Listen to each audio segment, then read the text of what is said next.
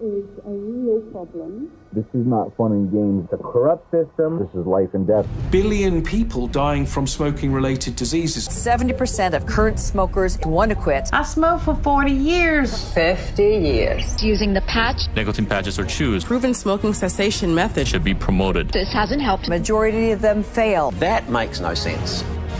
E-cigarette.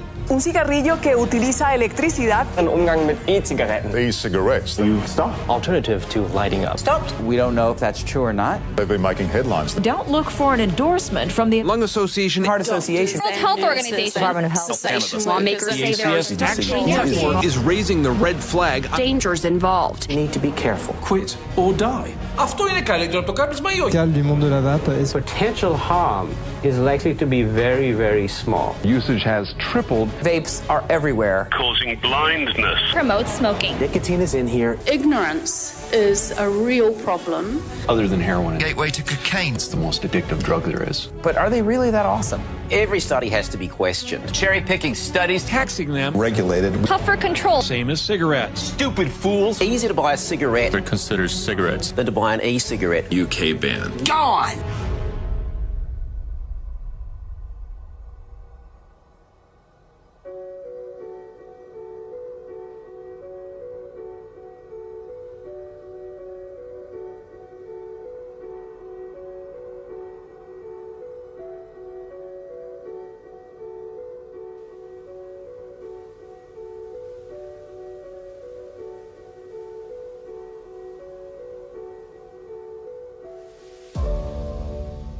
My whole life, I've been told that smoking is bad.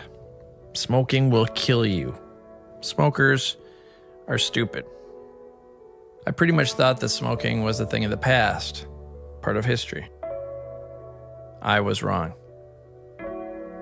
I was shocked when I found out that 1 billion people are projected to die early from smoking this century. I was even more surprised when I found out that many people were using new ways to quit, but that those ways were being banned in more and more countries. On our journey to find the truth, we traveled around the world. We discovered a common mentality. People that choose to smoke deserve to die. Despite research showing modern cigarettes to be deadly, the number of smokers around the world continues to rise. Millions are dying early, casualties of a war they don't understand. Shoddy studies, fear of the unknown, and passionate enthusiasm are the weapons of choice. Battle lines were drawn. A culture war began. We discovered widespread corruption. To separate the truth from the lies, the emotion from the facts, we went to the leading doctors and scientists. In the end, our journey became about more than just smoking or vaping. It's about freedom, corruption, and the fate of future generations. This is the battle for 1 billion lives.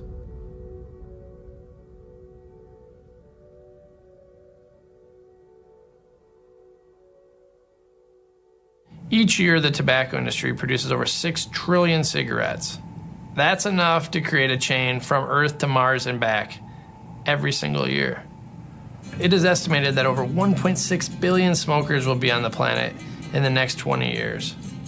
That's more than the entire population of the Earth only about 100 years ago. To understand how we got to this point, we went to the Andes Mountains, where it all began. It's hard to believe that something so massive could begin as something so small. Historians tell us that ancient Incan priests were the only ones in the village who smoked tobacco, that they used it as a ceremonial cleanser. To understand where we are with this debate about vapor technology, we need to look at how we got here, and how 1 billion people now find themselves trapped. During the Industrial Revolution, tobacco use changed in a big way. Cigarettes made by massive tobacco companies became more heavily processed, cheap, convenient, and a big part of pop culture. The rise of cigarettes had begun.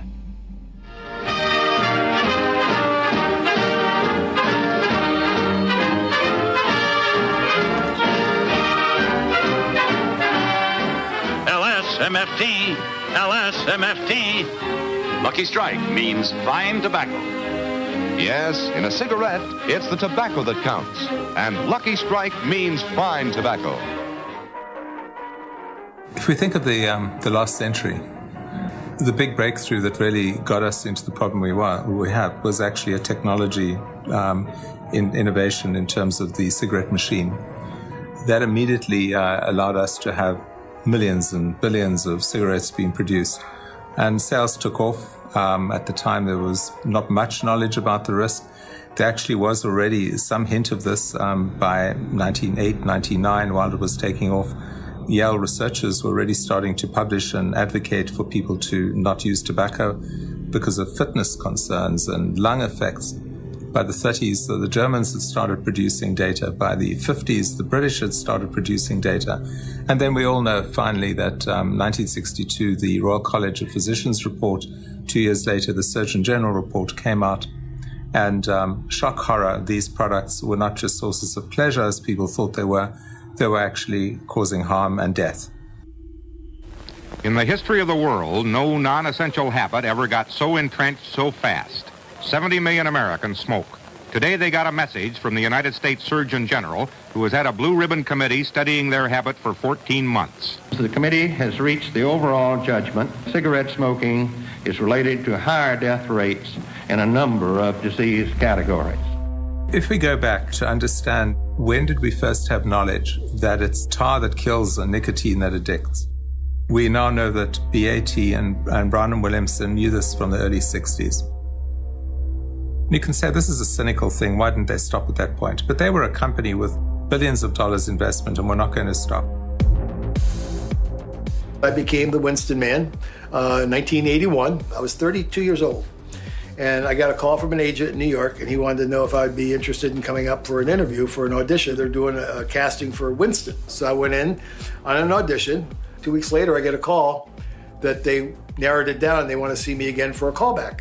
So I had to go up the next day unshaven because they wanted to have that rugged look, because R.J. Reynolds was looking for a rugged macho kind of a theme. They come out and say, you, and you. And these are your new Winston men for 1981 and 82.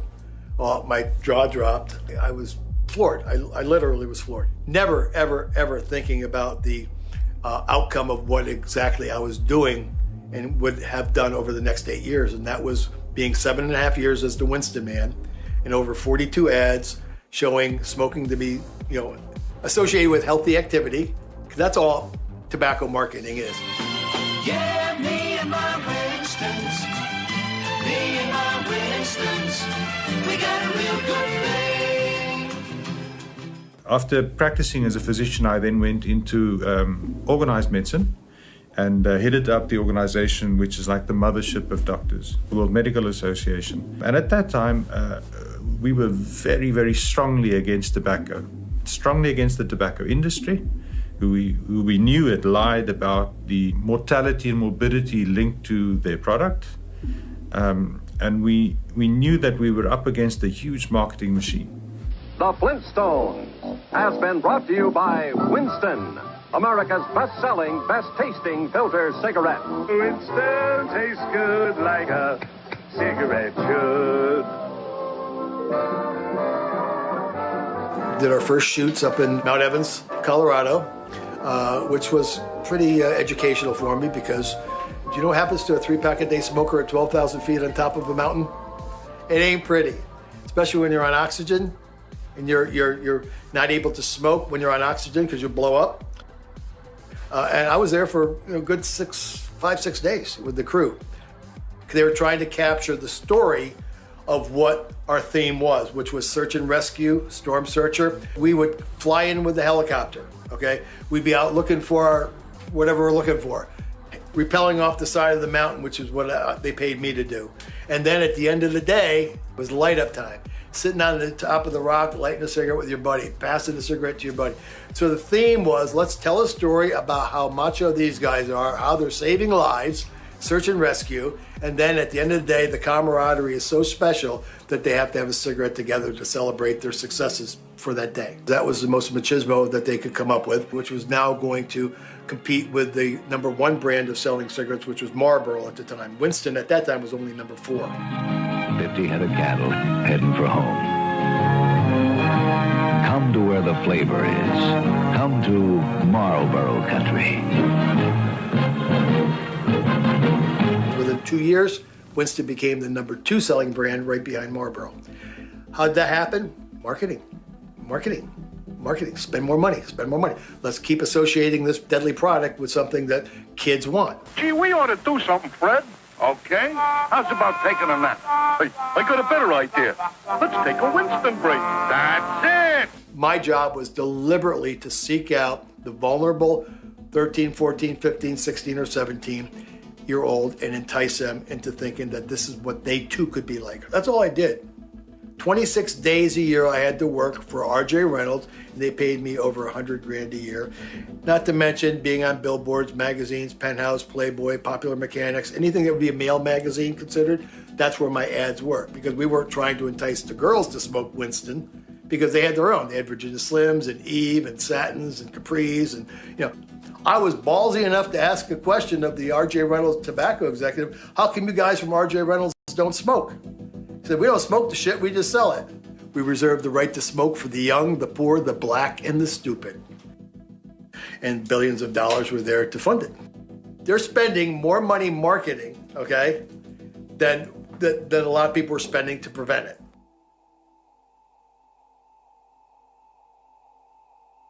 The US was slowly starting to pick its act up. It had introduced some taxes. It couldn't make progress on advertising bans because of First Amendment protection. The tobacco industry was then trying to provide research grants to researchers to buy them off, or to at least ensure that the direction of research didn't go in more of a negative way. And that's when we had the era of the large tobacco-financed research groups around the world.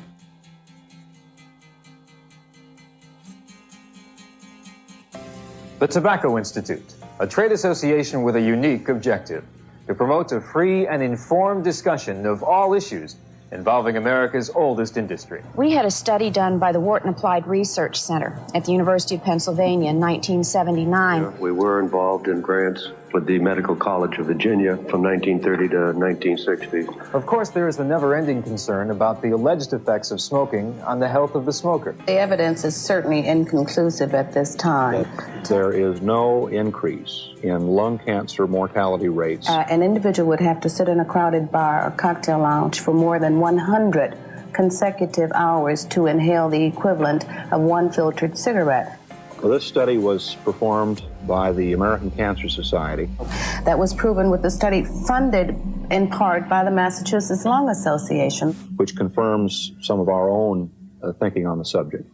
I basically got into the anti-smoking movement right after I graduated got a master's degree in public health, and where I learned that cigarettes are causing more deaths than everything else combined, and nobody was doing anything about it. And I got a job with the local county health department, and I was told that, oh, you have tobacco because nobody else wants the job. Back then in the 80s, there were 32 billion packs a year sold of cigarettes in America. 32 billion.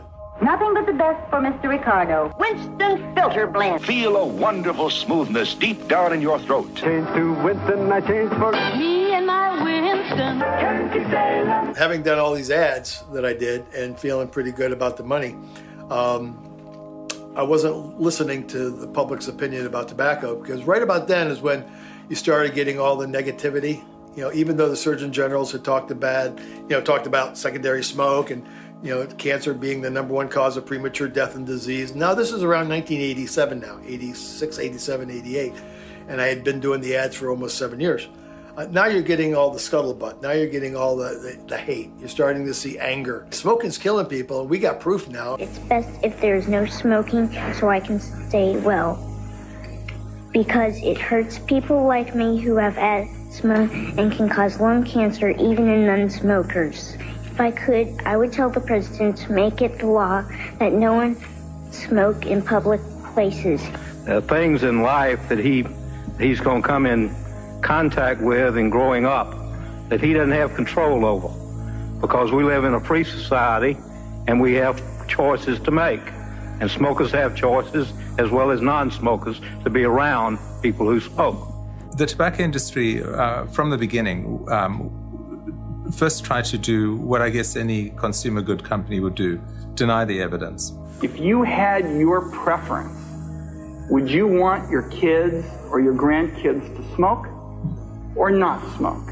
I have no preference. We have no preference. I don't believe that nicotine or our products are addictive. Like father, like son. Think about it. For information on smoking and heart disease, ask your heart association. There's now a movement with the National Cancer Institute, Cancer, Lung, Heart, not to mention the government and Surgeon General, that says, hey, smoking's killing people, and we got proof now, and now we got evidence, we got tobacco files, we got people talking about it. Now I'm starting to get a little curious, you know, because I'm getting the same thing from my kids. Daddy, quit smoking. My teacher said you're gonna croak. Daddy, quit smoking. You're gonna die. Dad, you're gonna... What happens? My brother gets cancer. My brother, I was the youngest of 3 boys in my family. He was my older brother. He was only 3.5 years older. And he was diagnosed with cancer. And he was a smoker. And for about 5 years, I had to watch him deteriorate. And I'm doing the ads. When I did the ads, I was still worrying about my brother. And I had this horrible experience of driving to Boston. He was in the Dana-Farber Cancer Institute. And I walked through the doors. Here you have oncologists, doctors, nurses, people taking care of people who are dying, literally dying from what they chose to do at 13, 14, 15, 16, 17, etc. Now they have to pay the price. So now I'm starting to get a little clued in here. Well, maybe this is bad. Maybe this garbage is killing people. My brother's dying from it.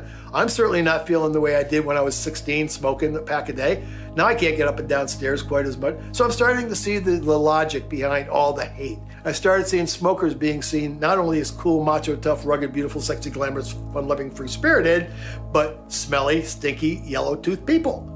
Now you're starting to see the segue from 60% of the American people smoking or chewing or dipping or spitting, and now you're starting to see the swing.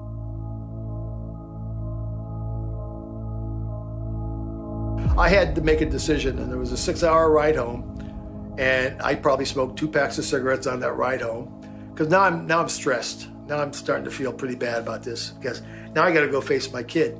And I talked to my son, and I walked in the door, and he talked to me. And he said, Dad, you're going to die like Uncle Bob, right?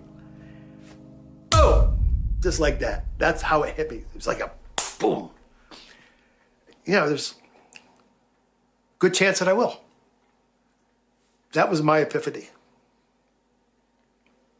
So long ago. That's how it hit me. And my passion for my kids and my wife was so grand that I was going to beat it. Okay, so I made a decision. It was July 17th when I told my son, I'm going to quit. I promise I'm going to quit. Right hand up to God, I'm going to quit. I'm going to quit. And he said, okay, Dad, you promise, right? Well, what you don't tell a 10 or 11-year-old is something and then not do it. Because they will hound you, and they will hound you, and they will hound you. Well, he hounded me until the Great American Smokeout in November of 1988. You see this fan? Well, I use it when I'm around cigarette smokers. But I may get a chance to throw it away during the Great American Smokeout, the day the American Cancer Society asks every smoker in America to quit for 24 hours. I picked that day. I told my son I was going to quit. And I did. I get a call from every Philadelphia news station, television station. I get a call from CBS This Morning with Harry Smith. I get a call from ABC. I get a call. They're picking me up by limo. They're taking me to New York.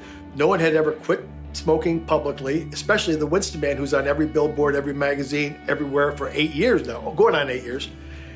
And then he's biting the hand that feeds him. My brother's dying of cancer. Okay, I promised my kids I wouldn't, hurt myself like my brother. And I've seen so many people dying that I'm not going to do these ads anymore. I can't do it. I cannot physically and morally do it anymore. Image has been a great concern for the tobacco industry. The person we choose this week was once one of the industry's leading image makers.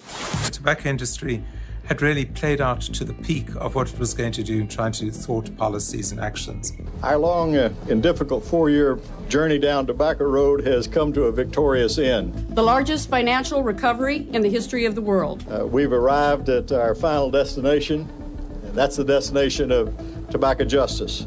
Close to 33,000 lawsuits against big tobacco, though precedents were being set. So now if one person sues and you got the same disease, then so on and so on and so on and so on. So they sat around and said, let's come up with a way. And they went to meetings. They went to private meetings according to the tobacco files that I've been privy to.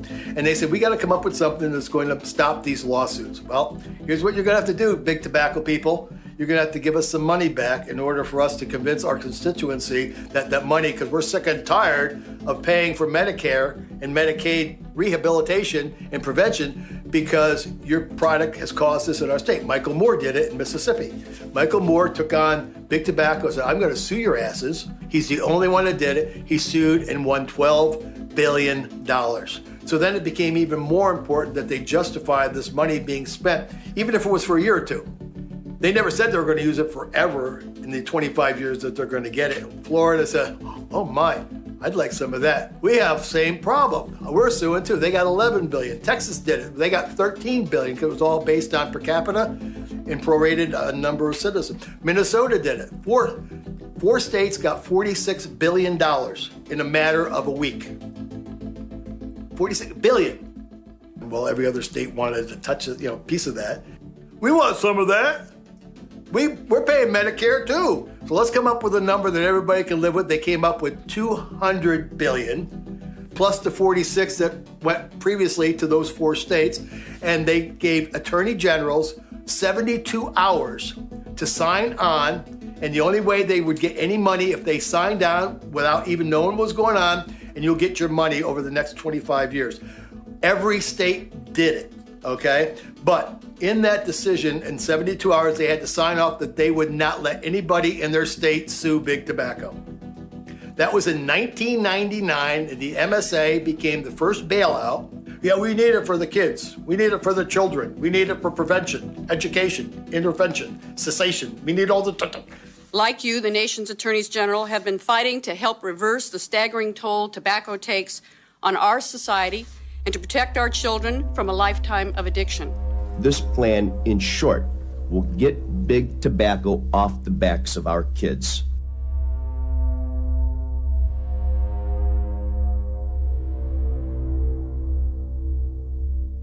They got the money, they signed on, and then within 2 years, that money's gone. They either put it in bonds where they can't pay it back. They used it for road repair, waterfront restoration. They used it for, health departments, new computers, new labs. These states are not using the money that they said they needed. And the tobacco companies are now giving all this money to the states. And then nobody knew that within 48 hours after they gave up $246 billion, they raised the price of cigarettes 48 cents across the board to make up the 246. Nobody cares about it. Nobody wants to talk about it because it's not scandalous enough. The tobacco industry has conceded defeat, and we have a settlement of historic proportions.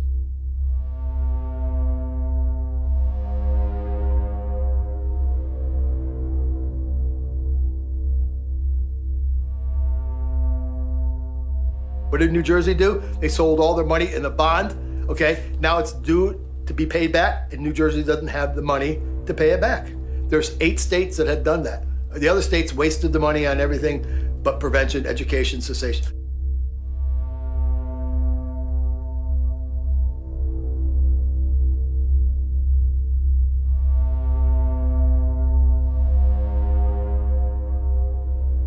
So there's more corruption, there's more government intervention, for keeping tobacco alive and keeping the big tobacco monopolies, raising $500 billion a year. $500 billion, if not more.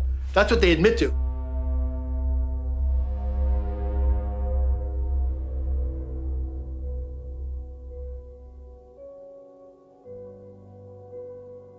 By the time of the Minnesota court case in 1998, the state of Minnesota didn't only seek redress in financial terms, but required that the tobacco industry place all of their previously secret documents in the public domain. And from then on, We knew the roadmap of the industry and what it had been since the 60s. So it was only in retrospect that we actually understood just how deep and pervasive the influence had been at the government level, at the researcher level, at the individual ministerial level. As tobacco rates start falling to maybe 20% or below 20%, you're getting into a hardcore group of smokers who are not smoking out of pure choice, but they're smoking because they are addicted and they have a physical need for nicotine in their lives. I started smoking cigarettes at 12, and really, if I think about it, my daughter's not too far from 12. And thinking of her smoking a cigarette is really just sickening. The first time I ever smoked a cigarette, a few of my friends had come over to spend the night, and one of the older ones had brought a pack of cigarettes from her dad's carton. We proceeded to go to the treehouse across the street, and we smoked the entire pack of cigarettes. I remember it made me sick, it made me dizzy, but more importantly, I remember from that moment forward wanting to smoke cigarettes. So at 12, you can't really go out and buy a pack of smokes. So I would basically do what I could. I would take the burning cigarettes from the ashtray when my mother wasn't looking, or take cigarettes out of her pack. Or even worse, I would take the butts out of the ashtray, which is really disgusting. It was not easy. I probably quit 7, 8, 9 times. And then I'd come back hating myself. My son looked at me and he looked so disappointed. He knew I was smoking. He knew that I had just failed miserably. But when the mindset says, I need to quit, I want to quit, I have to quit, I'm going to quit, and then you try and you fail, you try and you fail, you try and you fail, you try and you fail. After a while, you say, screw it, I'm done. I'll go to my grave smoking. And those are the people that are facing almost all the risks. Those are the people that are going to account for 99% of the lung cancers, chronic obstructive pulmonary diseases, and heart diseases caused by smoking. We always need a disruption to actually shift the market and the market forces. And I believe that Hon Lik's work as the inventor of an e-cigarette really represents this disruptive change.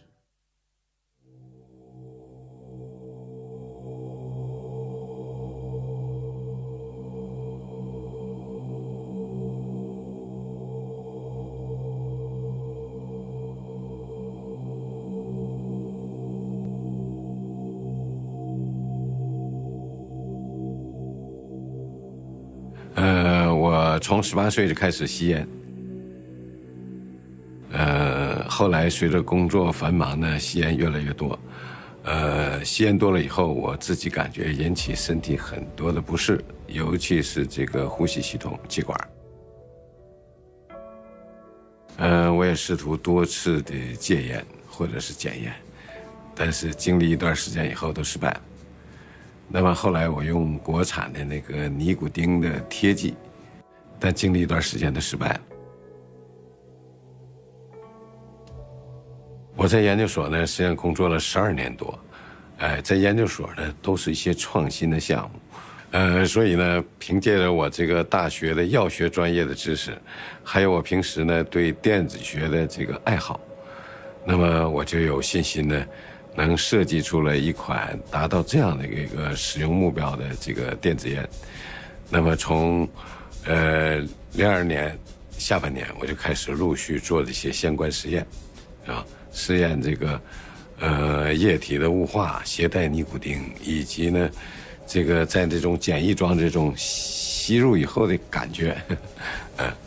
那么通过这些实验，我就很有信心了，很有信心呢，就是创造一款这种史无前例的电子烟。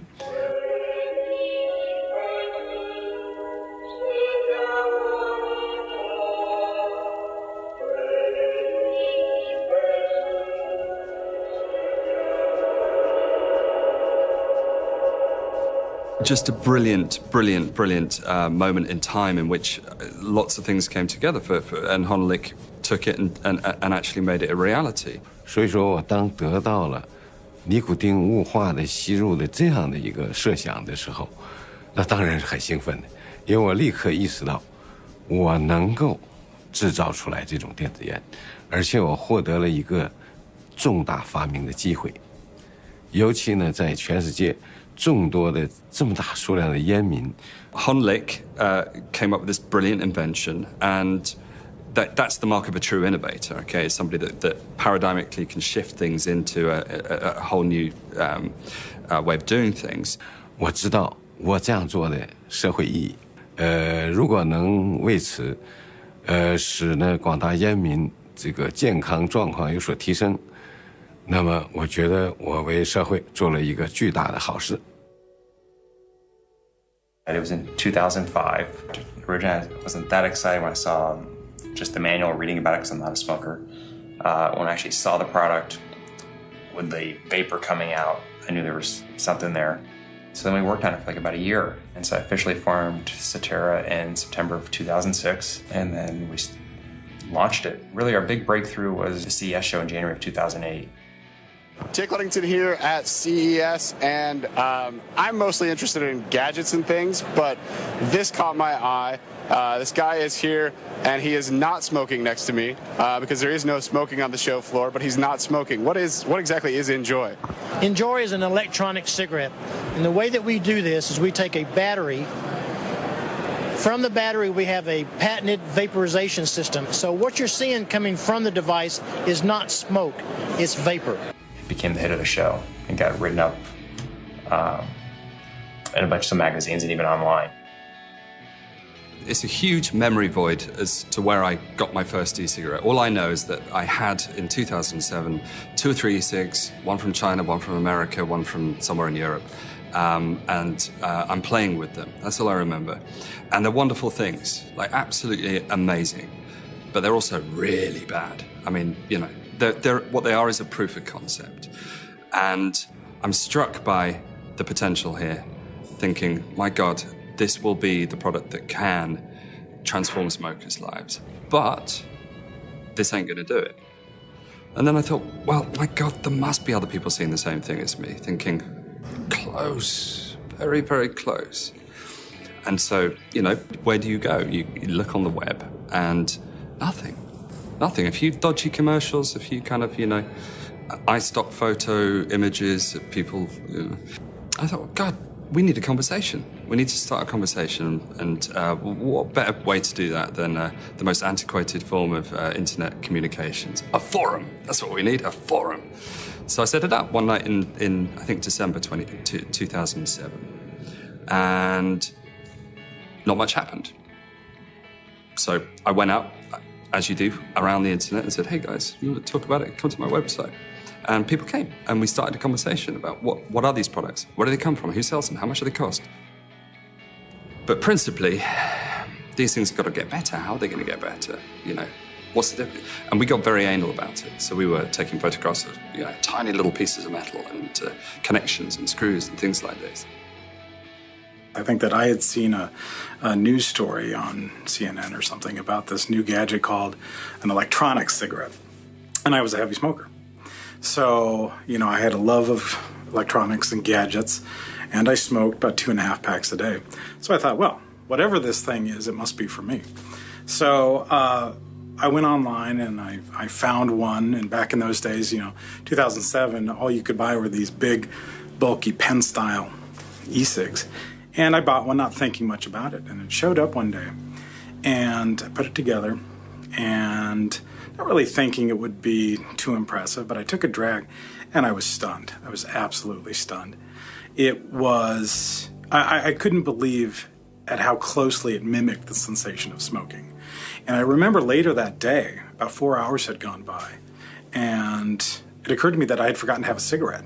I was just amazed by this, way more than I thought it would be. But there was one thing I was not amazed by, and that was the taste. It tasted awful. You really didn't know, in those days, you didn't know where the liquid was coming from. You didn't know how it was being made, and you didn't know what was in it. You know, in those days, you might be lucky if you'd get a little plastic bottle with some liquid in it, you know, that said vanilla or whatever. And that was it. There were no companies in the United States. everything was being made overseas at the time. And I was really surprised by that.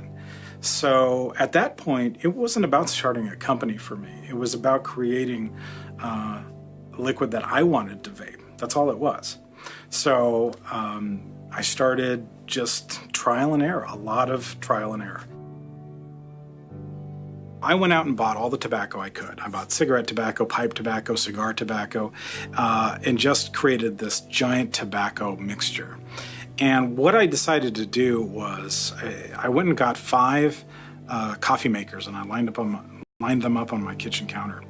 And I brewed essentially tobacco water, and I would use that water as the water to filter it all over again. And by the time I was done, I had essentially a highly concentrated tobacco reduction. And this was the primary flavoring. I went on to the ECF, and I asked if anyone wanted to try my new smoke juice that I was calling it by then. And if you want a free sample, let me know, and I'll send it to you. And kind of figured maybe 12, 13 people would reply, and I had over 300 replies. And it took about 2 weeks, but I got every single request out, and then the waiting began, and it was the longest week of my life. And so I'll never forget, about 6 days later, I got an email from someone who I knew was sampling it, and I remember I had to pull over before reading the email, because I figured, okay, well, it's all going to come down to this. Either they hate it or they love it. And so I pulled over, I looked at the email, and it said, you have to tell me how I can buy this. And I thought, okay, well, maybe we have something then. It was around 2010. I saw a friend. He had a cigar-like, e-cig, and I asked him about it and thought, oh, that's cool. And a few months later, I did some research, and I got online, and I found there was a company in the UK that was selling better devices than what my friend had, and I bought one. And the day that e-cig arrived was a life changer. Literally, as soon as I started using it, I never had another cigarette. I lost it one night. I was out with friends, and in the morning I couldn't find it, and it was gone. And they were quite expensive back then, and you had to order them from overseas, and I couldn't afford to replace it immediately, and I couldn't have, even if I wanted to. There were no shops. There was nowhere to buy them in Australia at the time. So I went back to smokes. My sister died at 34 years old from non-Hodgkin's lymphoma in her lungs. And there's no question that it was the smoking that did it to her. And I'd been trying to quit for years, and this had been the thing, the game changer that changed everything for me, and not being able to buy it locally just seemed insane. So I started a business, and it was great. It was almost word of mouth at the beginning. It was just an online store. But it started to, get some traction, and things were going well. The hobbyist side of things that you see today really started very, very early on with this kind of real obsession with precisely what these devices are and what made two devices different. And that's really how it all started.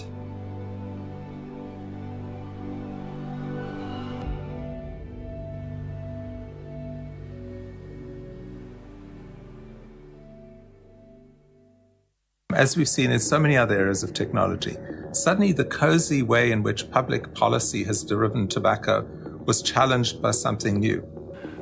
电子烟作为一个革命性的产品，那么在早期经历了不理解。I don't think that people either on the public health side or the tobacco side expected how consumers would respond. Because it seems that the formulation of the early e-cigarettes met a need of a smoker to have what they really, many of them wanted, 70-80% want, to get nicotine's pleasures without getting the damaging effects. Have we got a solution for you? The all-exclusive smoking everywhere electronic cigarette. Are you ready for a change? In 2009 and 2010, U.S. Customs agents seized almost 1,000 shipments of e-cigarettes at U.S. ports.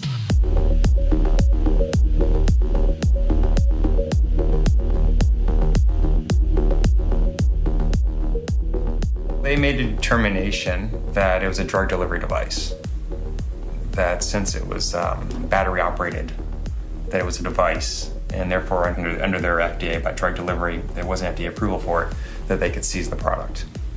And they seized, I think, probably about $500,000 worth of product. And the product, when we got it back, was worthless.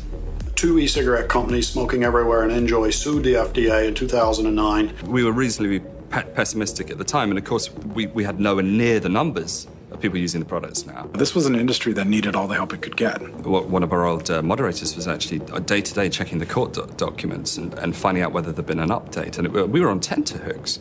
I mean, I talk about, assuming that ECF would only last two years, but right then we were thinking everything was going to just disappear. I mean, there was absolutely no certainty whatsoever that the judgment was going to come back against what the FDA was doing at the time. There was definitely a prevailing sense that if the ruling came down in favor of the FDA, it likely would have meant the end of the industry before it really had a chance to get off the ground. I filed an amicus brief with the D.C. Court of Appeals in 2010 in support of their case, and we won. The U.S. District Court for the District of Columbia has issued a decision granting leading global electronic cigarette brand Enjoy's motion for preliminary injunctions seeking to prevent the FDA from detaining or refusing admission into the U.S. of its electronic cigarette products. We had the hearing in September of 2010, and actually on Pearl Harbor Day, December 7th, voted 3-0 in our favor. The FDA tried to appeal again. They turned them down. They announced they weren't going to appeal to the Supreme Court. There's a lot of celebrating going on. Enjoy heroes in this industry for having carried that case to its final conclusion. They really are, because without that, I don't think anybody else could have stepped up to the plate. I remember thinking that this is the start of the industry. There's a new warning this morning that e-cigarettes may not be as safe as they seem. The New England Journal of Medicine says e-cigarette users are 5 to 15 times more likely to get formaldehyde-related cancers than long-term smokers. Formaldehyde is the toxic chemical found in the devices. This is the part in our journey where people that were actually using these devices reached out to us. They felt like it had saved their lives, yet it was under attack. At first, we were skeptical. Just like everyone else, we'd seen the headlines that vaping might be more dangerous than smoking cigarettes. This is a dangerous product. The poisonous product of nicotine. New study shows that e-cigarettes are more deadly than regular cigarettes? These really have me concerned. These products are exposing you to a variety of toxic chemicals. Understanding that over 1 billion people are going to die this century from smoking, we knew we had to find the truth. Because I'm not a smoker or a vapor, we packed our bags and headed around the world to meet with leading scientists and health experts to find out what was really going on.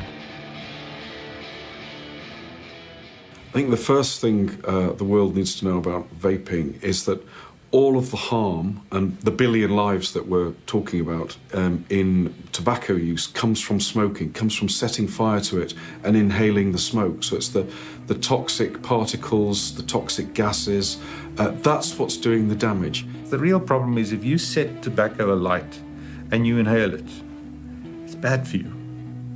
If you put a piece of beef in the oven and you overcook it and you eat it, it's bad for you. Anything you set alight and inhale or ingest is bad for you. Deal with the smoke, you solve the problem. We know how to deal with the smoke. So I think people working on this every morning, just like Clinton, when he first ran for president, had that sign saying, "It's the economy, stupid," to remind him every day what to concentrate on. It's really simple. It's the smoke, stupid. A normal cigarette has at least 4,000 toxicants, including it has nicotine as well. And if a consumer would take all of that on board, 1 out of 2 of those consumers will develop disease and die an early death. Solid evidence to back that up. If somebody would have said, "Bill, can you think of parameters of a product to replace cigarettes?" Theoretically, I'd have said, well, it would be 99% less hazardous than cigarettes. It wouldn't be addicting non-smokers. It wouldn't encourage anybody to switch to cigarettes. And it would help lots of people quit smoking. That's the ideal solution to the cigarette epidemic in this world. It's called vaping. It's not smoking. There's no tobacco, nothing is lit on fire. Vaping uses a battery, which powers an atomizer, which vaporizes a liquid, which may or may not have nicotine in it, has a flavoring, and is made with an FDA-approved food-grade liquid base. Well, I first became interested when some of the most hardened smokers that I saw as a general practitioner started giving up with the use of these, and that really sort of sparked my fascination with this whole idea of turning the idea of quitting on its head, instead of being about denial and withdrawal, but being about something exciting and something better than smoking. It's going to be one of the biggest contributions to public health this century. It's a really transformative technology. I mean, just think back 100 or plus years when the cigarette was first invented. That was transformative. Did away with all other kinds of tobacco products. E-cigarettes are going to be equally transformative. It can save 1 billion lives.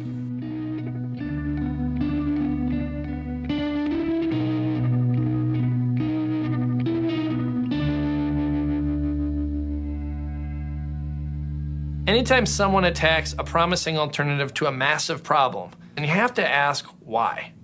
The answer is money. Money, and one of the most fascinating alliances in history. Well, there are lots of forces at play, pro-vaping and anti-vaping, and it's hugely complex. The war on vaping began with the FDA's attack, but they weren't the only ones on their side. To fully understand this alliance that formed, we need to go to the American South and the theory of the Baptists and the bootleggers. In many counties, they hold periodic votes to decide the fate of alcohol sales. An unholy alliance forms between the preachers who don't want alcohol being used in their communities and the bootleggers who are willing to sell alcohol when and where it's not legal. They're happy to help the preachers restrict alcohol sales because that kills their competition. It's a classic example of the enemy of my enemy is my friend. At the end of the day, they both drive around town with the same bumper stickers. Unfortunately, counties that vote to restrict alcohol sales have higher rates of drunk driving fatalities. We see the same two sides in the vaping wars. You have the bootleggers who are opposed to vaping for business reasons, and you have the preachers who are opposed to vaping on moralistic grounds.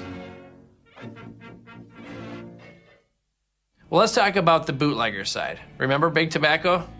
They don't like competition for their $1 trillion business. Analysts say electronic or e-cigarettes will become a $2 billion industry worldwide by the end of the year, with some predicting sales will outpace conventional cigarettes within 5 to 10 years. Cigarette companies realize that e-cigarettes are now a threat to the old business. And are they? Huge threat. It's one of the very rare cases where you have such a controversy about a product, and to the point that people don't understand that it is the main competitor of tobacco cigarettes today. The e-cigarette is the main competitor of tobacco cigarettes.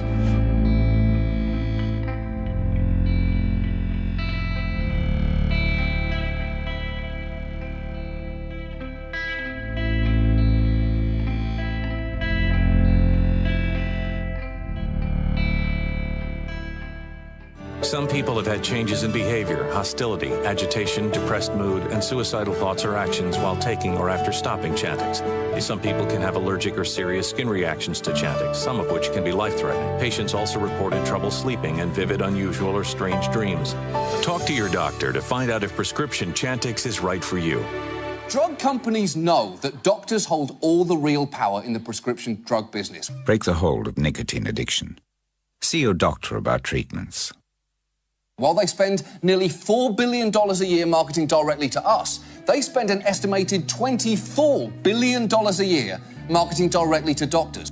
Big pharmaceutical companies, also lovingly known as Big Pharma, want to protect their $6 billion nicotine replacement therapy business. Not only are they trying to ban all the competitors, the smoke-free alternatives, but they are trying to promote gums, patches, lozenges, and FDA approved drugs is the only effective way to quit smoking. I'm not a big fan of Nicotrol, Nicoban, Habitrol, the inhalers, which contain the exact same thing that vaping devices have, the propylene glycol. The only thing it doesn't have is the flavors. Nicotine replacement therapy, which is not an attractive product at all, and it does not deliver the success that it should. Okay, I'm gonna cook the purple one. He gets the prescription from his doctor. It's also found in the over-the-counter anti-smoking drug Zyban. But crushed, cooked, and injected, it delivers a crack cocaine-like high. Each hit leaves a scar, skin abscesses, collapsed veins, and clogged arteries. injuries attributed to injecting Wellbutrin and Zyban. It's killed 6 people in Ontario. People go out and get a prescription for Chantix. That was fast-tracked through the FDA. Has a black box warning on it. Could cause you to have suicidal thoughts. Could cause you to commit suicide. But that's fine. Let's just keep selling that crap, If you look at the United Kingdom and the solid evidence which is being built up by Robert West, it shows without any doubt that e-cigarettes have already supplanted nicotine replacement therapy, medicine, as the preferred way for smokers to quit or to substitute their smoking.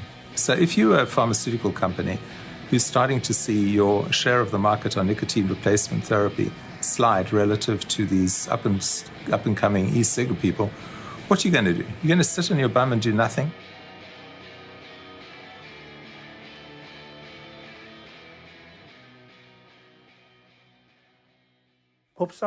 Under the Korean law, electronic cigarettes are considered cigarettes until comprehensive research proves that e-cigarettes are harm-free and contribute to quitting smoking. Nicotine patches or chews that are scientifically proven to be safe should be promoted. It made sense to find big tobacco and big pharma in the bootlegger camp because they sell things. But it was confusing to us when we found national governments were right there with them. Governments worldwide are the biggest shareholders in the revenue of cigarettes. Using the United States as an example, in 2010, the year that the FDA went after vaping, the federal government collected $15.5 billion in tobacco taxes. Just 3 years later, after vaping began to take off, tobacco taxes were down to $14 billion. That's a difference of $1.5 billion. The e-cigarette industry should be put out of business. The government's getting billions and billions and billions of tax revenue. But it's not just the taxes. Some countries actually own their own tobacco companies. The Chinese National Tobacco Corporation is the main supplier of cigarettes. It's 100% owned by the Chinese government.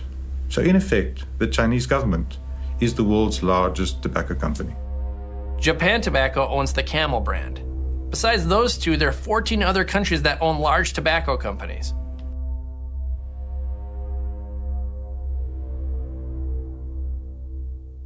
So who are the preachers? Unfortunately, these are the people smokers go to for advice. They're medical professionals and other healthcare organizations like the CDC, FDA, and the World Health Organization. The fundamental truth, I think, is that the battle in the end became very personalized. It became public health versus the tobacco industry. Tobacco control has had decades of doing the same things, just, screwing down the controls a bit harder, increasing the taxes a bit more, doing plain packaging, none of which I disagree with. But when something comes totally out of left field, I don't think they know how to deal with it. The groups that were kind of in charge of that around the world felt that really they were in the final leg. The final push would just end this story forever. And now we cannot allow e-cigarettes to snuff out the progress we've made preventing nicotine addiction and its deadly consequences. It's shocking to hear it. I almost, flinch when I hear, colleagues saying things about e-cigarettes that they know or they should know are completely wrong, or exaggerated, or scaremongering. There's too much of that going on. We don't know enough research in terms of the long-term risks. The jury's out on this one. They might or might not be able to help you quit, but there are definite harms that they can cause. We don't yet know about vaping. It's the same as antifreeze. We used to have very dangerous products, and the makers of those used to lie about those. We now have much safer products, and the public health community is lying about those. We know that they don't actually allow people to stop smoking. Now there's even more evidence that these are a gateway to smoking regular cigarettes. The e-cigarette makers are making these for kids because they make chocolate and other flavors. What's going on? Frankly, I don't think they can see too clearly sometimes when it comes to a product that involves nicotine, like e-cigarettes. Because of the association with tobacco, that just seems to blot out the sun for these people, and they can't look at the facts as objectively as they otherwise might. In many people's mind, nicotine is so closely associated with tobacco and smoke that they don't separate out that this is just one of the components in a cigarette. What we always used to say in the stop smoking services is that nicotine is as addictive as heroin and cocaine. But actually, we're finding more now that once you take it out of the cigarette, which we know has got other chemicals in to enhance the action of nicotine, it doesn't seem to be so addictive. You never see anyone sniffing pure nicotine. You never see anyone injecting pure nicotine. No one wants to inject or to use nicotine in a pure form. And it would be much cheaper to get nicotine, as a solution rather than to take it from cigarettes. But everyone likes cigarettes because it's not only nicotine. It's not particularly dangerous in itself. Some people are saying, well, in terms of risk, it may be on a level with, say, coffee, something like that. Nicotine is a mild stimulant. We have data from Sweden where they have huge rates of nicotine use, lifelong use. The rates of lung cancer are half that of the rest of Europe. The rates of heart attacks are half that of the rest of Europe. And the reason is because the tobacco they use is a special smokeless pasteurised product called snus, which is a harm reduction product, much the same as electronic cigarettes are. And so we know that really lifelong use of nicotine, you can't measure any significant health impacts from that. The data we have on that it really comes from looking at people using patches and gums, and the data show that you can use nicotine for many, many years. Many people have gone on to be lifelong users, including, I might say, my sister, with no additional risk, but dramatic declines in their probability of risks. And I think part of it is the way physicians, nurses, health professionals get trained and the way they send their message forward. They often don't know that very simple fact. What I'm extremely disappointed with in myself and in our movement, especially around the Framework Convention on Tobacco Control, is that we did not recognize the central role of nicotine, molecule nicotine, and the possibility of tobacco harm reduction. Frankly, you don't get people to move, and especially not 1.4 billion people to move by giving them a sermon and lecturing them and saying, you quit or you die. Here's some nicotine replacement therapy, your gum or your patch. You're only allowed to use it for 12 weeks because you're a bad person. You need to stop smoking and use this, and then let's hope that we can fix you. And that's a gap, and it's a great failing. What struck me was in my career, which extends from working on tobacco in South Africa through WHO, is how rarely we actually make the point very clearly that nicotine addicts, tar kills.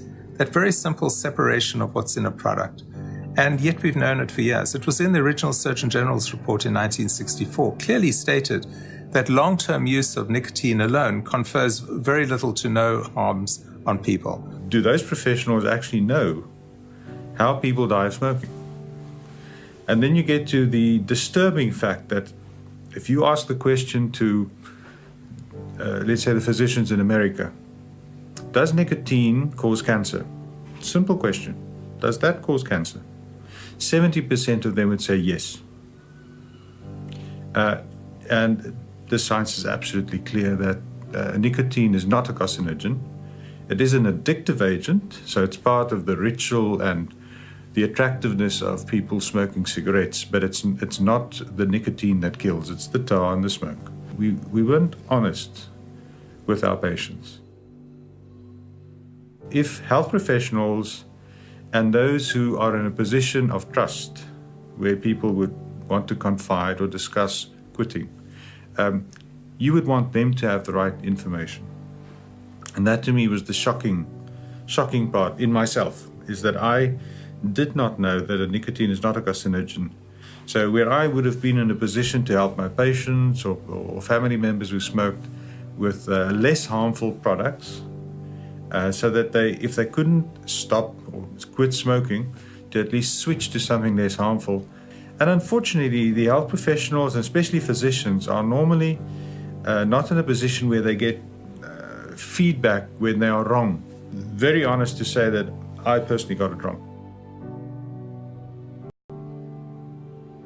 FDA's own funded scientists came out and said that vapors are exposed to dramatically less toxicants than smokers, and they are exposed to very similar levels of toxicants as non-tobacco users. Unfortunately, the FDA officials, when they talk to the news media, don't say that. The dilemma is you can't get 1.4 billion people. It's the size of the Catholic Church. It's the size of the Indian population. Or to quit smoking cigarettes tomorrow. It's just not going to happen. So the alternative is to provide safer, not safe, but safer alternatives. All these other products are so much less hazardous, and yet our public health agencies are saying, no, you have to absolutely stop all tobacco and all nicotine use. That's their goal.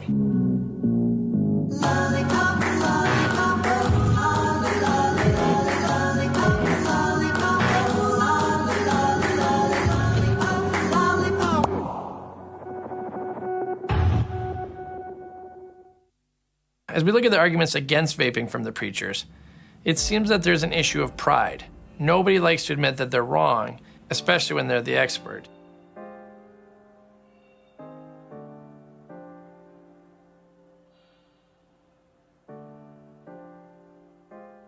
My name is Serena Chan. I'm with the American Lung Association. Every time we watched a public hearing about vaping, it was intriguing to see that one of the major health charities was there to attack it immediately. The anti-tobacco community is also a small economy in itself. Cancer, heart, and lung, for the last 20 years, their tobacco control advocacy has all been financed by pharmaceutical grants and contracts. I found out that cancer is a $150 billion industry. American Cancer Society, the most profitable nonprofit organization out there. Every advertisement on television you saw for gums, patches, and lozenges, for the Nicoderm, Nicorette, and Commit lozenge, it said sponsored by the American Cancer Society and had the American Cancer Society logo on it. And every state has a chapter, every county has a chapter, and every city has a chapter. 17 to 18% of that money goes to research. The rest goes to the multi-million-dollar salaries of all of the CEOs, CFOs, COOs, CDOs, CLOs. Everybody's got, and so on and so on and so on. I just know that people keep donating year after year after year after year, and we have more walks and more relays and more ribbons because people haven't done what the problem needed to be done, and that is stop the source of the problem. You go to a river, you see a baby floating down, a dead baby floating down, you pull the dead baby out, pull the dead baby out. Another baby comes out, pull the dead baby. All we're doing is reaction. Pull the dead. Look, go to the beginning of the mouth of the river and see who's throwing the babies in. Then stop that person, then maybe we won't have the dead babies floating down the river. I know I'm being obnoxious here, but it's as simple as that. If the tobacco model as we know it were to change drastically, all of those NGOs would be out of business. They're holding on to the foe. They don't want the foe to die. Then I started investigating the product and I could see the potential. I was worried also because the potential was very high. I said, wow, my smoking cessation center will be out of business in a matter of few years.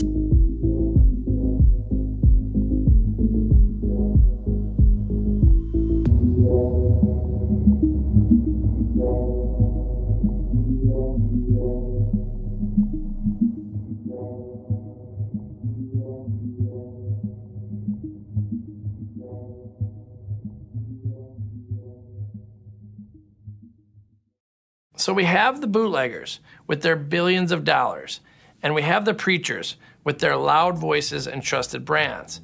How does this truth stand a chance, especially when the vast majority of vaping advocates are a ragtag bunch of unorganized vapors, and their loudest group are the cloud chasers? I hear the freaks come out. They don't stop dancing till the sunlight hits their eyes. I hear the freaks come out. And this club's looking like everyone's lost their mind. Addict to nightlife. I get the feeling that tonight's on for sure. Inject my blood with the baseline black light. I hear the freaks are coming out for some more. I hear the freaks. I hear the freaks. Well, for the first time, stopping smoking can be fun. You don't see websites devoted to the latest patch. You don't see any chat like that. You see masses of chat in the forums and so on, people talking about these devices, how they're using them. So it's kind of interesting, and there's a kind of a bit of a community sense. They are hanging out together. They're a group again. They're family. They were persecuted. He was persecuted. She was. So now they can all come together, and they're not going to be persecuted anymore because they've done what we've asked them to do, and that is find a safer alternative. But the vast majority of vapors are moms and dads, grandmas and grandpas, your neighbors, who are desperately trying to quit something that is slowly killing them. I'm from the UK. I'm a dad, an IT engineer, a vapor, an archer, a cook, a husband. Used to be a chemist, and used to be a smoker. I tried NRT, and I tried cold turkey, and I tried all sorts of things to try and give up smoking because I knew it was making me ill. In the year before I stopped smoking, I had more than 4 serious chest infections that required inhalers and drugs, and it was crazy. Just over 5 years ago, I came across this bad boy. I haven't got rid of it because, well, kind of a saviour. And that day, I stopped smoking tobacco. That was it. I quit. That's pretty powerful stuff. I just got a device myself. I didn't need anyone's help. I didn't need a prescription. I didn't need a doctor to say so. I didn't need a handout from the government or the health authority or a charity. I just quit smoking. That's mad. That's kind of cool.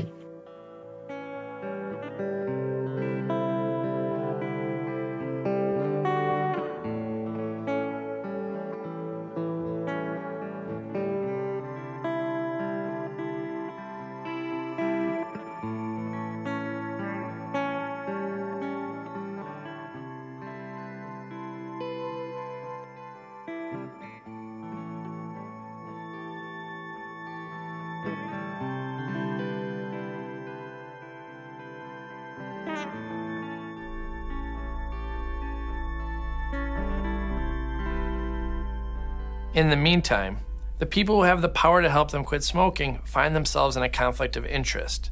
Let's look at the FDA. The FDA is known to have a history of hiring people from Big Pharma, and then once they're done at the FDA, they go back to Big Pharma. It's a revolving door.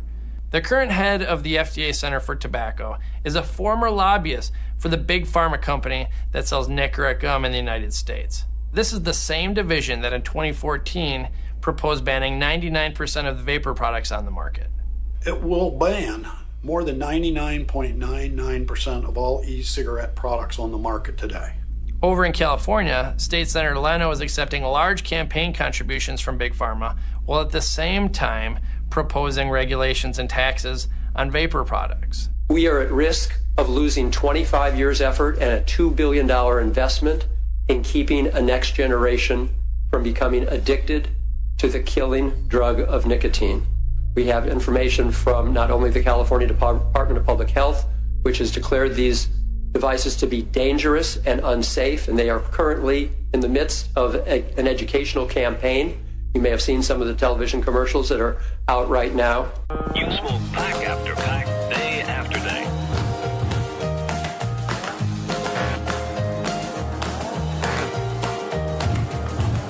I'm back in baby's arms. I miss those loving arms. Your taste stays fresh. I'm back where I belong. Back in baby's arms. And then you're going to hear from all the health advocacy groups, the Lung Association, the Heart Association, the Cancer Society. All those who are in the business of protecting public health will be speaking in support.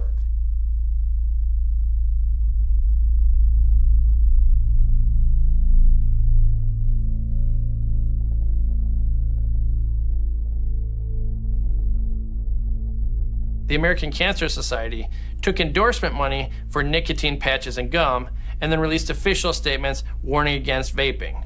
For disclosure, neither I nor Smoke Free Pennsylvania has ever received any funding from any tobacco company, from any drug company, or from any e-cigarette company. Most of the anti-tobacco movement, the large organizations, for the last 20 years, the Campaign for Tobacco-Free Kids, the American Cancer Society, the American Heart Association, the American Lung Association, the American Academy of Pediatrics, the American Medical Association, and many more have received hundreds of millions of dollars from the pharmaceutical companies that manufacture and market the nicotine gums, lozenges, and patches, and the Chantix and Wellbutrin medicines. For the last 10 years, these organizations have been lobbying to ban all smoke-free alternatives, and we know, they started with smokeless tobacco, with snus, with dissolvables, with lozenges, the tobacco lozenges that came out.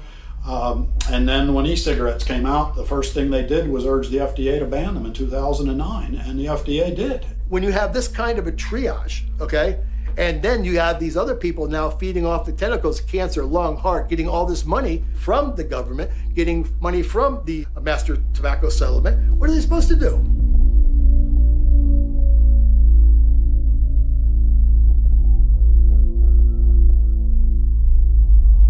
With all the lobbying from big charities, it looks like government took the convenient opportunity to protect their tobacco profits. The category is under threat. Countries like Singapore, Thailand, probably Indonesia, Australia, have banned e-cigarettes. We just had a vapor from Australia saying she's smoked for 43 years. She tried everything, patches, gum, behavioral therapy, the works. Didn't work. She heard about e-cigarettes and she asked her local pharmacist, can she have that? And she said no. Then she phoned the quit line. Could she have an e-cigarette? She's tried all the other modalities of cessation. They said no, it's illegal. So that is sending her to an early death. 20 countries have now banned e-cigarettes due to World Health Organization telling them to. In Hong Kong, it's a $12,000 fine and or up to 2 years in jail. In Brunei, it's $10,000. This has happened all over the world where countries have banned or heavily restricted vaping. And you're doing nothing about smoking. So you're in a place where you can get cigarettes everywhere, but you cannot get e-cigarettes. By banning all these least hazardous alternatives, they're actually protecting cigarette markets. A vapor from Dubai, he was telling me that he had quit smoking 2 years ago with e-cigarettes, but he was forced by the government, due to the ban, to illegally introduce e-cigarette products in the country in order for him to stay off cigarettes. So you are forcing someone to to do some illegal actions in order to stay away from cigarettes. And I don't see any reasoning and any common sense behind that. In some countries, you need a prescription to vape, but you can go to the store and buy cigarettes. In Australia, they ban vaping liquids that have nicotine in them because they say nicotine is a poison. Yet they sell nicotine gum right in convenience stores without any sort of prescription. Bam, 3 black SUVs raided my house. They had a search warrant, a search and seizure warrant, and they came in and they went through all my things. They bagged and tagged everything they could find related to electronic cigarettes, and they took all my stuff. It was horrible. It was a scene out of like they thought I was some sort of Colombian drug cartel or something. They were alleging that I had breached an obscure Tobacco Control Act law that said it is illegal to sell a product that is not a tobacco product but is designed to resemble a tobacco product. The law wasn't written to block electronic cigarettes. The law was written to block candy cigarettes. Those little white cigarettes with the little red ends on them. That's what the law was written for. And the health department were trying to stretch this law and use it to block a life-saving technology. It was insane. But nonetheless, they took all my things and I had to shut the business down. It was horrible after all this success. and seeing the difference I was making in so many people's lives, to have it just shut down and taken away like that was just, it was just horrible. I felt I couldn't let this go. If I had given up at that point in time, it was over. A precedent would have been set, banning the sale of these devices. I can't possibly explain what it's like to tell your family that you're going to push ahead with this thing, even though it's probably going to bankrupt you, but you simply got to do it because it's the right thing to do. And then at the end, after you do it all, and you go through all of these sacrifices and all of this pain, and all of the fights and arguments, the court simply ignores the argument and simply finds you guilty. The lives of millions of Australians and billions of people worldwide don't appear to matter in this situation. It seems to be about money. Somebody's got an agenda, and it isn't about us.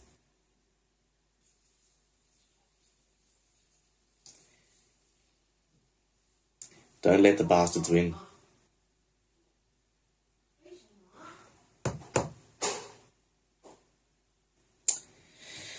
I think that's all for now.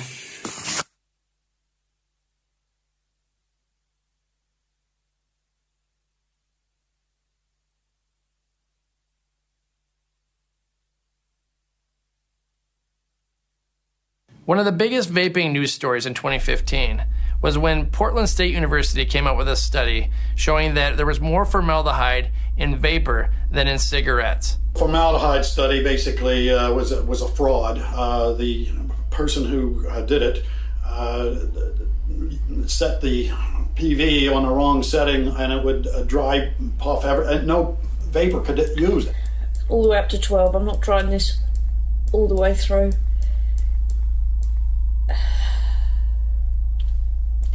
Wish me luck.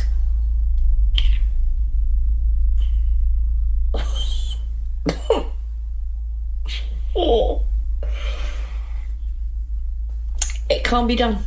But they made a machine inhale it, and then they assumed this machine would inhale so many hundreds of inhales every hour for the rest of their life. For 75 years they projected it out to be, and they added up all these dry puffs, of the machine dry puffing for 75 years in a row, and then said it might be more carcinogenic than cigarette smoking.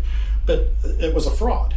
A lot of these researchers, they're mostly funded by the federal government. The Food and Drug Administration and the Department of Health and Human Services, through the National Institutes of Health and through the Centers for Disease Control, are funding most of the people who are trying to ban e-cigarettes, and they're funding them to go out and lobby to ban e-cigarettes. Even though it's completely illegal, the CDC gave grants to the Washington State chapter of the American Lung Association, who used that money for lobbying.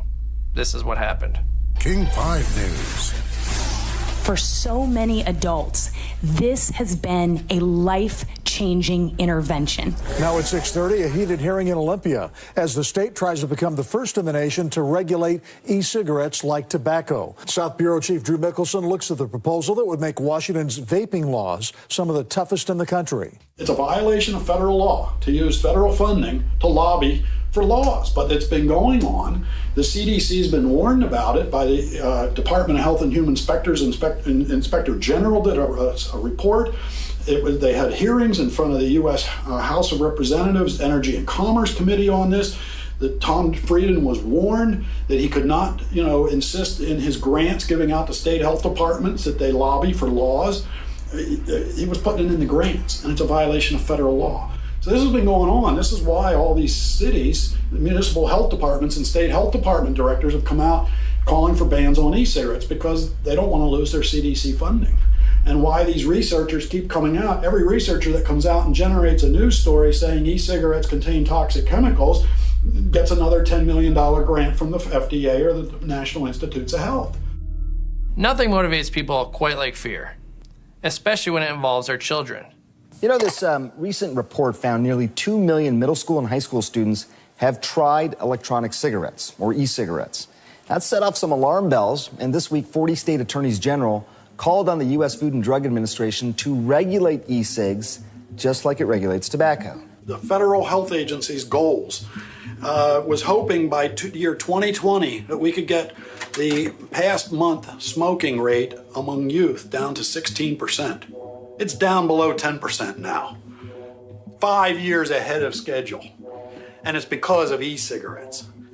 The regulatory authorities then confuse the water by saying, well, maybe it reduces harm, but maybe it doesn't. And we definitely need more research. Well, of course, we need more research on everything. Well, I mean, what do you think? Is it a question of they're bad for you, or we just still don't know? I think what we can say basically is they might or might not be able to help you quit, but there are definite harms that they can cause. And those definite harms are in different environments. So if they get kids hooked on nicotine, that's a really bad thing. Virtually all the daily users of teenagers are either smokers or people who used to smoke. And the problem is the researchers aren't disclosing a lot of this daily use data. The only 2 surveys that have ever asked people, did you vape nicotine or no nicotine? And they found 96% of all non-smokers who had ever used an e-cigarette in their life used no nicotine e-cigarettes. And you've called this deeply troubling in the past. I mean, why? Well, if you start with e-cigarettes, there's a real likelihood that you will become nicotine addicted. The so-called gateway effect is used as a reason why e-cigarettes should not be used. If children start with e-cigarettes, that leads as a gateway to stronger drugs and to smoking. There's no evidence to back that up yet. Just applying first principles to it. If a product has mainly or only nicotine and another one has nicotine and tar, I don't think you need a long-term 10-year study to say the former is definitely a better choice for a smoker who wants to quit than the latter. You don't think if they had something so solid that vaping and e-cigs were deadly and harmful, the formaldehyde, the carcinogens, the nickel, the cadmium, it's all bullshit. If you look at the United Kingdom, e-cigarette users up to the end of last year, 70% of them thought that e-cigarettes were safer than standard cigarettes. That was their perception. And in the space of 6 months, that's dropped down to a perception rate of about 43%. So through the misinformation, bad science, it's hurt the category. Let me ask about the other people who are around people who may be smoking e-cigarettes. You know, there's the idea of secondhand smoke. I mean, we know about that with cigarettes, but some researchers say the amount of potential carcinogens in the vapor potentially is extremely minute, that it's insignificant, in fact. I mean, do you disagree with that? Well, we don't know what's in more than 200 different e-cigarette products out there. What we do know is that there's nicotine. There should be accurate and responsible communication of the facts to the consumer. And such a responsible agency would need to weigh their words very carefully. The dangers of e-cigarettes are clear. Today's electronic cigarettes are no better than the Joe Camels of the past.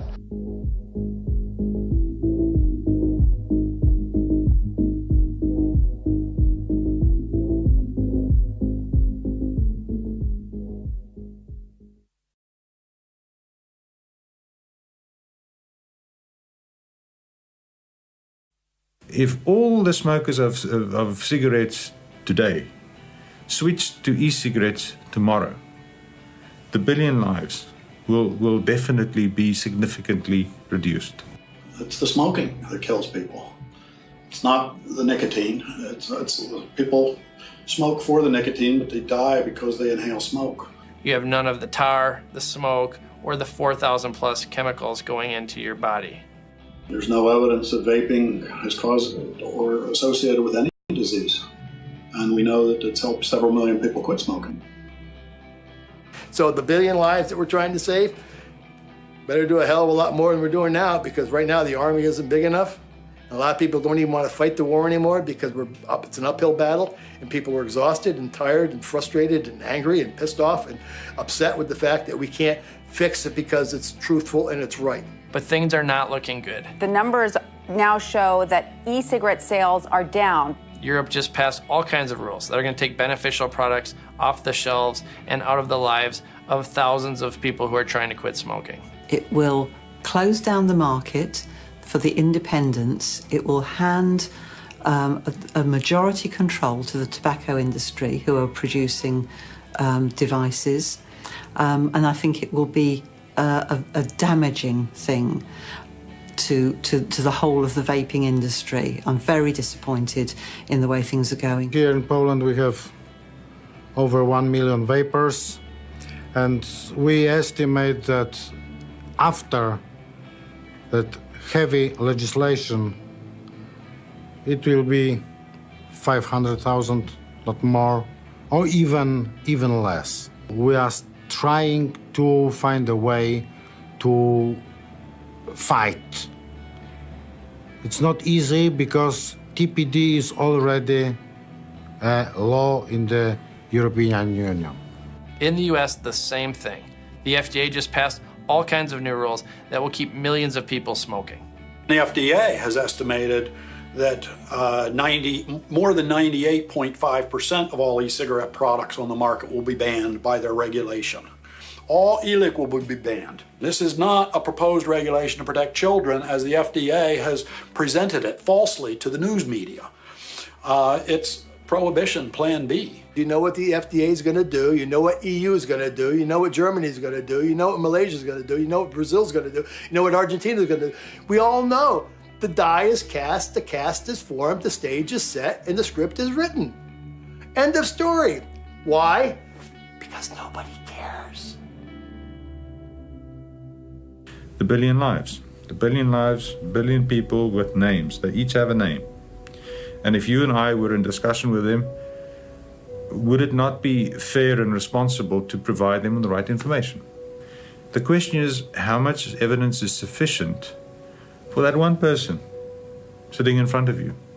So if you're the nurse or the pharmacist or the dentist and it's your patient and they ask you, I'd like to use an e-cigarette, what's your view? Then you can't say, well, we need to do more research. That's just not helpful. It's irresponsible. The public needs to know the truth about these products. And they need public health people telling the truth about the risks, at least 95% less risky than smoking. If we look at the history of public health, the biggest breakthroughs are associated historically with two really simple things. One, you give people enough information that they can make an informed decision about what they're going to do. And two, you give them the ability to act on that information. It's a crime not to tell the billion people who will lose their life because they smoke of the alternative. We are losing. We are losing fast and furious and big. And who's going to lose? The smokers, again, who are now trying to transition over when they've been asked and begged and cried for years and years. And now we have something that's viable and we're not giving it to them. It's just shameful. It's embarrassing. This is not how people should treat other people, especially under the guise of public health and compassion and love and liberty and freedom and all that. You know, I'm sick of it. What we have here is that the best kept secret in tobacco cessation, tobacco harm reduction, is the use of safer alternative nicotine products, and that consumers are denied that right. We have this huge, glaring opportunity to do something that would sort of rival eradication of smallpox or dealing with cholera, sanitation as one of the biggest public health breakthroughs we've ever had. And it's staring us in the face, and it's not conceptually difficult. And we've got examples of where it's worked. When we look at things like Swedish snus, we have proof of concept that people can get their nicotine in far less hazardous ways and be just fine with it. And it hasn't happened yet.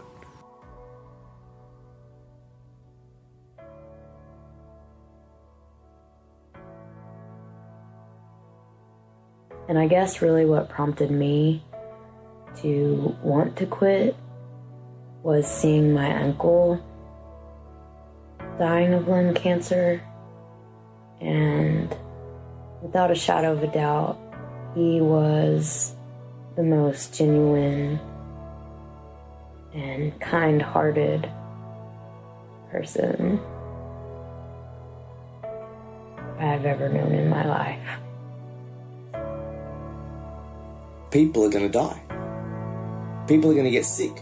There are people who should have had the opportunity to grow old, to be part of their grandchildren's lives, You know, I knew firsthand the experience that I had had, how dramatic the change in my life and my health had been. I'd seen dozens of friends and family members, well, actually hundreds really in the end, of lives that had been directly changed by using these devices. And the health department, like that's their name, the health department, we're banning them. You can still buy cigarettes, you know, buy any tobacco product you like, but you can't buy the alternative that, you know, we know is significantly, I mean, like, you know, over 95% safer. And really, I didn't want my children to have to see me that way. I wanted to be able to be there for them more in the future and extend my life for them. And essentially that is what vaping has done. Vaping has helped me to quit smoking cigarettes. And for that, I am thankful. 1 billion lives are at stake. The status quo is winning. Smoking is strong. The battle rages on even as you watch this. Big business and government are working together all over the world to serve the few at the expense of the many. We see so many examples in our food system, our medicine, and now we see it in the push to preserve smoking and its cash flow, to condemn 1 billion people to death, billions of mourning kids, billions of broken hearts. We can choose a better approach. We can end fear-mongering. We can help our neighbors live better. We can help our neighbors live longer. And we must. I've heard a lot of funny stories and opinions. Now to get the whole thing straight, you can't keep a bunch of hypocrites and liars all from showing their face. But the damage has been done. Our battle's not quite won. So let's take it to the streets and sing for the sun.